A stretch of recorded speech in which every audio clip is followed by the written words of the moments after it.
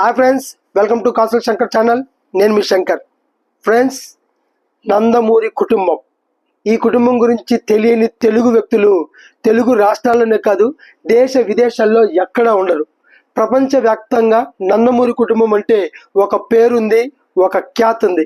ఆ నందమూరి వంశంలో మొదటి వ్యక్తి స్వర్గీయ నందమూరి రామారావు గారు. ఆయన సినీ కళామ తల్లికి చేసిన సేవలు కానీ, ఆయన నెలకొల్పిన రికార్డులు కానీ, ఆయన సృష్టించిన చరిత్రలు కానీ ఎన్నటికీ ఎవ్వరికీ సాటి రావు.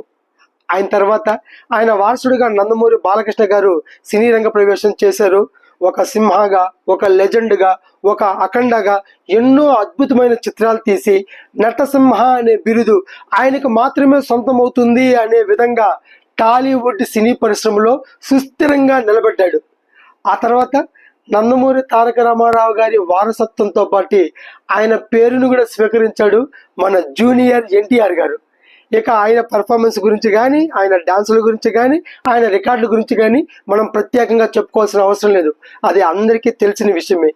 ఇప్పుడు అదే కుటుంబంలో, అదే నందమూరి కుటుంబంలో మన నందమూరి బాలకృష్ణ గారికి వారసత్వంగా జూనియర్ బాలయ్య రాబోతున్నాడు. అతడే మన మోక్షజ్ఞ. ఎస్, మోక్షజ్ఞ మన తెలుగు పరిశ్రమకి సినీ రంగ ప్రవేశం చేయబోతున్నాడు. ఫ్రెండ్స్, ఈయన మీకు అందరికీ డౌట్ ఉంటుంది, అసలు మోక్షజ్ఞ సినీ రంగ ప్రవేశం చేస్తాడా? అతను లుక్ ఏంటో మేము ఆల్రెడీ ఫోటోలో చూసాము, ఫంక్షన్ ఫోటోలు అంతా చబ్బీగా ఉన్నాడు, పట్టుంది. అసలు ఇతని హీరో మెటీరియలేనా? అసలు ఒకవేళ ఇతను నటిస్తే ఏ సినిమా నటిస్తాడు? ఇతని మొదటి చిత్రం ఏది ఉంటుంది? ఇలా చాలా రకాలైన అనుమానాలు నందమూరి అభిమానుల్లో ఉన్నాయి. కానీ ఈ అనుమానాలన్నింటినీ ఒక్కసారిగా పటాపంచలు చేస్తూ మన నందమూరి మోక్షజ్ఞ గారు అద్భుతమైన ట్వీట్ వేశారు. ఫ్రెండ్స్, వచ్చేస్తున్నా అని క్యాప్షన్ పెట్టి కింద మీ అందరి ఆశీర్వాదం కావాలి అని చెప్పి ట్వీట్ వేశారు. అందులో అతని న్యూ లుక్తో ఉన్న పిక్ పోస్ట్ చేశాడు. ఫ్రెండ్స్, ఆ న్యూ లుక్ ఎలా ఉందంటే సూపర్.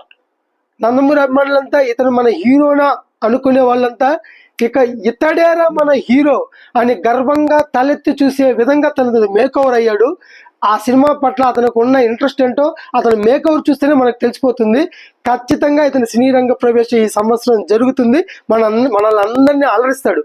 ఇకపోతే ఈయన మొదటి చిత్రం ఆదిత్య 369కి సీక్వెల్గా వచ్చే ఆదిత్య 999లో ఆయన్ని ఇంట్రడ్యూస్ చేయాలని చెప్పి బాలకృష్ణ గారు 1-2 ఇంటర్వ్యూలో చెప్పారు. అదేవిధంగా ఇప్పుడు సినీ ఇండస్ట్రీలో ఇంకో కొత్త ప్రచారం జరుగుతుంది.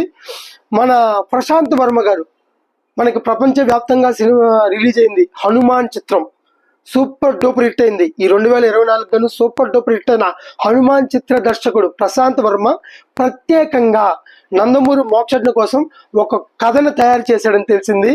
ఒకవేళ ఆ కథే ఇది మొదటి చిత్రం అవ్వచ్చు నందమూరి మోక్షజ్ఞకి.